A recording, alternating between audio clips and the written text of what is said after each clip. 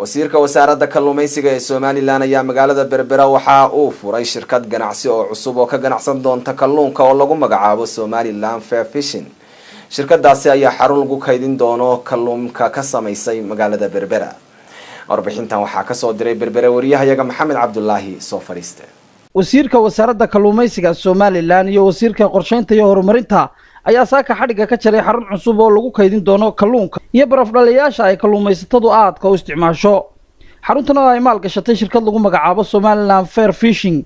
shirkadan oo ay asaaskeeda leeyihiin xubno qurba joog oo reer Somaliland ah ayaa waxa furitaankeedii lagu qabtay xaruntii hore ee kalluumaysatada Berbera ee Nagfish.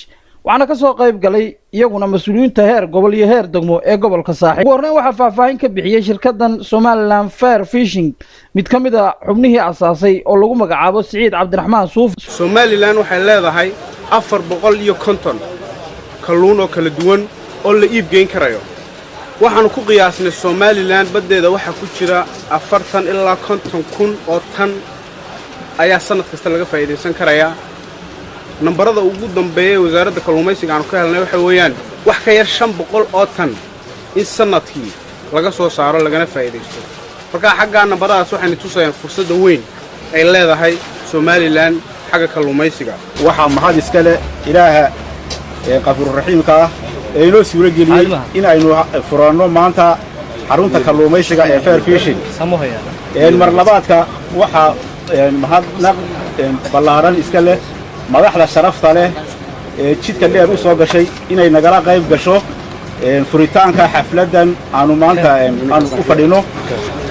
waxaan aad ugu faraxsanahay oo soo dhaweynayna oo isgarab taagayna oo aanu baaqaygii horena way ka jawaabeen inkastoo Somaliland Fair Fishing ay quruxdu ahayd Soomaalida wal ka xanaaqnaa anagu Somali Fair Fishing Somaliland Fair Fishing ma ka qurux badnay laakiin waan soo dhaweynayna waana ku faraxsanahay hawsha ay wadaan waa asad waa hanti u soo korodhay degmada Berbera iyo dadka deegaanka waa hanti ay leeyihiin oo u soo korodhay weey tan ku baqteeya marka waxaanu mashruucan uga faa'iideysan karaa wadankan uga faa'iideyn karaa khayraadkan uga faa'iideysan karaa hadii gidigeen baanu isu tagno qof waliba kaalinta uu leeyahay ku soo hagaago.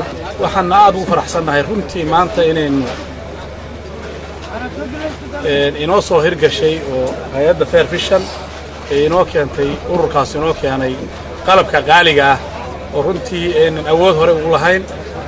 rag baa dadaalay wadaniyiina cid ay kaashadaan oo maaragtay ay saaxiibo la yihiin wadamada ay la joogaanna way kala qayb galeen.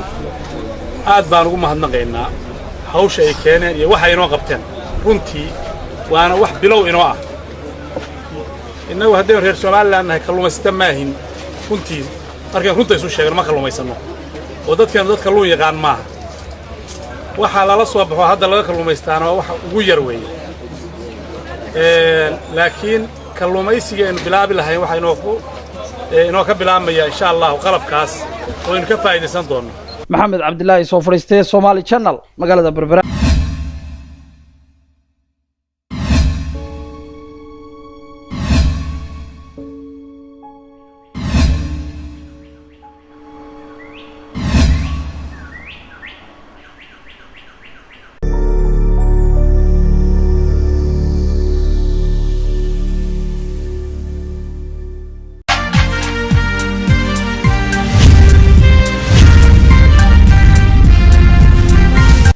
wasiirka wasaaradda kalluumaysiga ee Somaliland ayaa magaalada Berbera waxa uu furay shirkad ganacsi oo cusub oo ka ganacsan doonta kalluunka oo lagu magacaabo Somaliland Fair Fishing.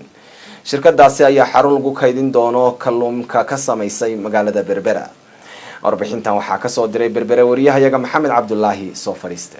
wasiirka wasaaradda kalluumaysiga Somaliland iyo wasiirka qorsheynta iyo horumarinta ayaa saaka xadhiga ka jaray xarun cusub oo lagu kaydin doono kalluunka iyo baraf dhaliyaasha ay kalluumaysatadu aadka u isticmaasho.